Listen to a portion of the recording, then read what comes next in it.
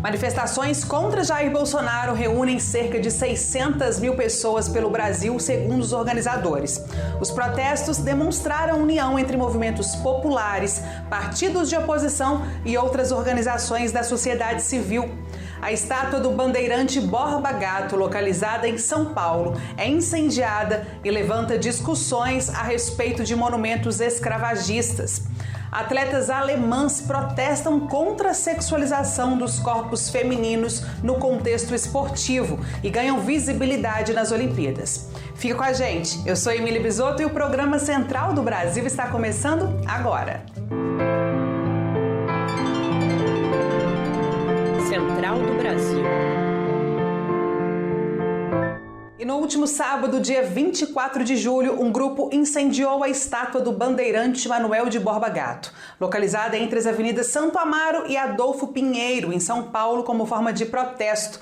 O episódio levanta a discussão sobre o papel do bandeirante a respeito da escravidão de índios e negros no Brasil no século XVIII. Fato é que estamos em pleno século XXI, onde negros e índios continuam sendo vítimas de um sistema de abandono e genocídio. Naya Tawani fala mais sobre o assunto. Nacional.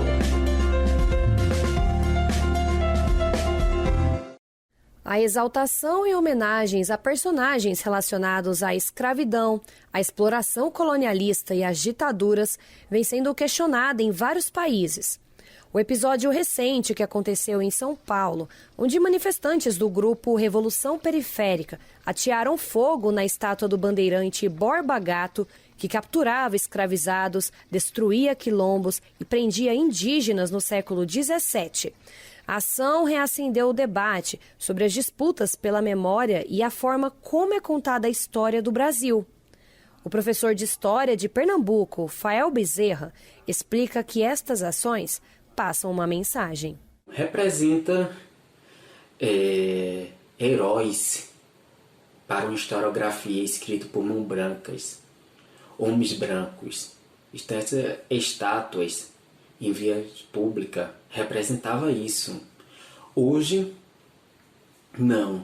Por quê? Porque a gente tem uma historiografia comprometida com o social, comprometida com os que não tinha voz, não tinha vez. No início deste mês de julho, manifestantes do Canadá derrubaram 2 estátuas das rainhas Vitória e Elizabeth II durante protestos de repúdio à descoberta de corpos de crianças indígenas que foram enterrados em valas sem identificação no país.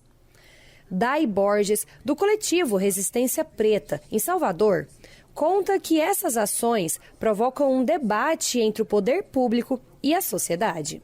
E esse momento clama por uma luta antirracista e a derrubada das estátuas, elas são um chamamento para um acordo da sociedade, o poder público especialmente, para que se tenha destino a esse tipo de memória e a cidade, o Brasil e a nação consiga construir debates aprofundados naquilo que tange um celeiro de crueldade, de estigma colocado em uma determinada população que foram dizimadas também.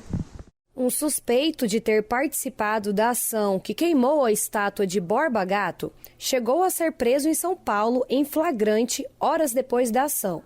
Mas o Tribunal de Justiça concedeu liberdade provisória para o manifestante, por considerar que o ato não foi praticado com violência ou grave ameaça. Esporte no Brasil é sinônimo de saúde, alegria, união e entretenimento. Mas esse ano as competições entre atletas estão indo além. Competidoras estão aproveitando o espaço para se manifestarem politicamente, religiosamente e até contra racismo e machismo. Na Rio 2016, jogadoras egípcias do vôlei de praia se manifestaram por motivos religiosos. No último domingo, dia 25 de julho, ginastas alemãs decidiram competir usando colãs que cobriam as pernas numa mensagem contra a sexualização no esporte. Confira agora a reportagem de Carolina Bataillé. Trilhos do Brasil. Nos Jogos Olímpicos de Tóquio, as ginastas alemãs apareceram vestindo calças. Durante o Campeonato Europeu de Handebol de Praia, a seleção feminina da Noruega se recusou a entrar em quadra usando biquínis. Essas atitudes reacenderam o debate sobre as regras de vestuário feminino em competições esportivas. A fotojornalista Neide Carlos acompanha esportes e tem experiência na cobertura jornalística esportiva. Para ela, essas manifestações são importantes, já que muitas vezes as atletas sequer são ouvidas a respeito de como preferem se vestir em competições. Eu falo muito pensando nisso em termos de imagem, porque é a imagem do corpo, né? É aquilo que se transmite, né? Muito mais do que a opinião delas, você está transmitindo imagens delas, né?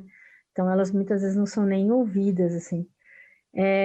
Então eu acho que isso pode sempre partir para essa questão da sexualização e que esse debate ele tem que existir, tem que ser feito para que se pare para pensar isso, porque você tem uma questão organizacional, por exemplo, do esporte, quem administra, os treinadores, os técnicos, a equipe técnica, é muito masculina.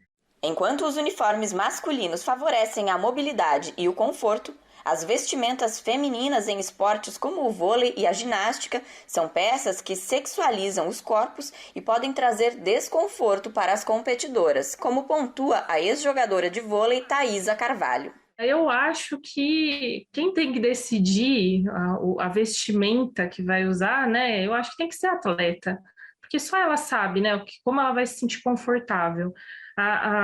O uniforme ele não oferece nenhum tipo de vantagem competitiva, né?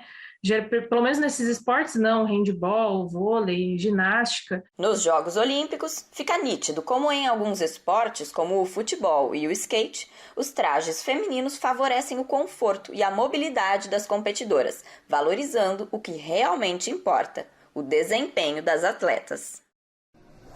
E também no sábado, dia 24 de julho, a 4ª manifestação contra o governo de Jair Bolsonaro tomou as ruas de todo o país. Mais de 500 cidades, que somaram cerca de 600 mil pessoas, segundo os organizadores, estiveram nas ruas com cartazes e pedidos de impeachment contra o atual governo. A falta de planejamento na pandemia, o descaso com o auxílio emergencial, as denúncias de corrupção e o aumento da pobreza no Brasil são alguns dos temas que unem movimentos populares, partidos de oposição e sociedade civil. Nesse contexto, Raimundo Bonfim, da Central de Movimentos Populares, conversou com Afonso Bezerra sobre o ato e também a condição de Bolsonaro diante do contexto. Confira. Entrevista Central. Olá! Na entrevista central de hoje, vamos abordar a conjuntura política com Raimundo Bonfim, coordenador nacional da Central de Movimentos Populares e integrante da Frente Brasil Popular. Na nossa pauta, a avaliação dos atos do último dia 24 de julho e a luta das organizações populares durante a pandemia. Raimundo, seja muito bem-vindo à Entrevista Central. Olá, muito obrigado. E estamos aqui à disposição para conversar com o pessoal que acompanha o Central do Brasil. Raimundo, os atos do 24J aconteceram com protestos em mais de 500 cidades. Como é que você avalia a força de mobilização das organizações de oposição ao governo? Olha, muito positivo. Primeiro porque demonstrou uma capilaridade. Não é qualquer momento que se mobiliza em 500 cidades no Brasil. É muita cidade, espalhada no Brasil inteiro, em capitais, cidades médias e pequenos municípios. Isso é fundamental.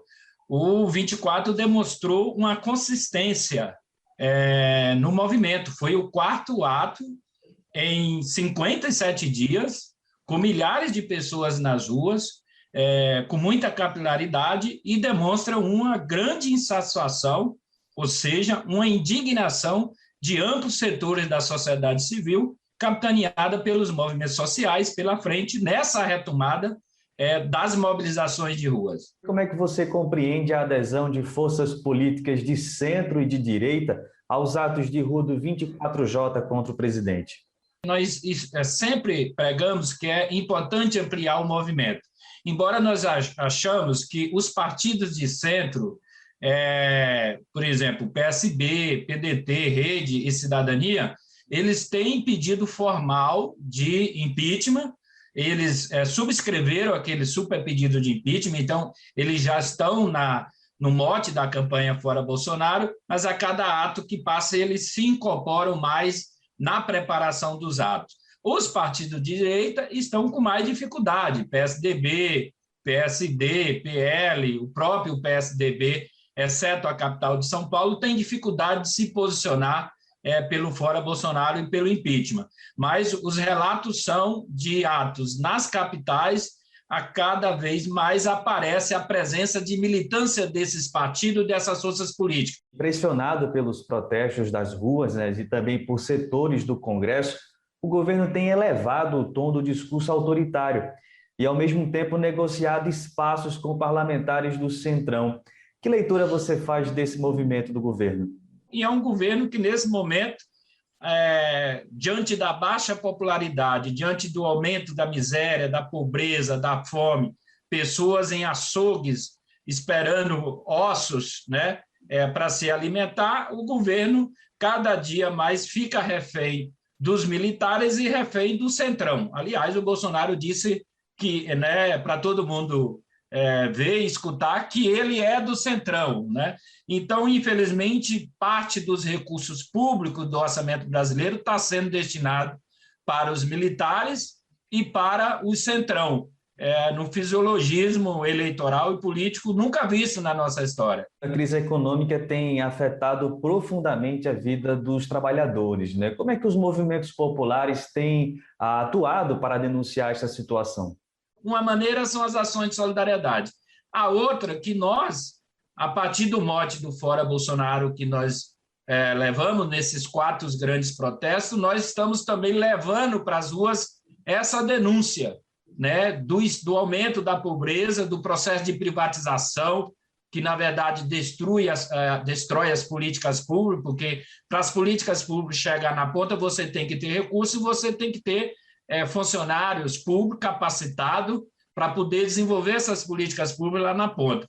Então, ações de solidariedade de um lado e de outro, levando para essas manifestações a luta, denunciando o aumento do desemprego, da falta de renda e da destruição das políticas públicas. Obras de artes de 3 indígenas Yanomami presente na floresta amazônica foram escolhidas para compor uma exposição na China. A mostra Árvores está sendo realizada pela Fundação Cartier para a Arte Contemporânea no Museu Chinês Central de Arte, lá em Xangai. Por enquanto, a visitação é apenas presencial, mas vale celebrar a importância de obras indígenas serem também valorizadas em espaços de visibilidade e cultura. Vamos conferir agora um trecho da exposição que contempla a arte de Joseca, Euana Yaira Yanomami e Calep Amarildo Isaac Sanoma. Parada Cultural.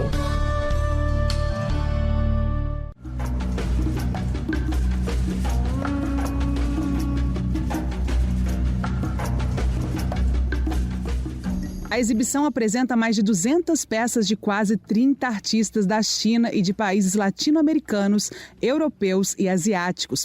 Apresentada pela primeira vez em 2019 em Paris, na França, a mostra celebra árvores como fonte de inspiração para a sociedade. Pinturas, fotografias, vídeos, desenhos e instalações sobre o mundo vegetal compõem a exposição. As ilustrações dos artistas indígenas representam a natureza, como árvores, folhas e animais. A visitação da etapa chinesa em Xangai fica disponível até dia 10 de outubro de 2021. Seguimos daqui desejando também uma versão online. Bom, o programa Central do Brasil fica por aqui. Aproveito para pedir que nos sigam também no Instagram. Eu agradeço a sua audiência e te espero aqui amanhã. Tchau!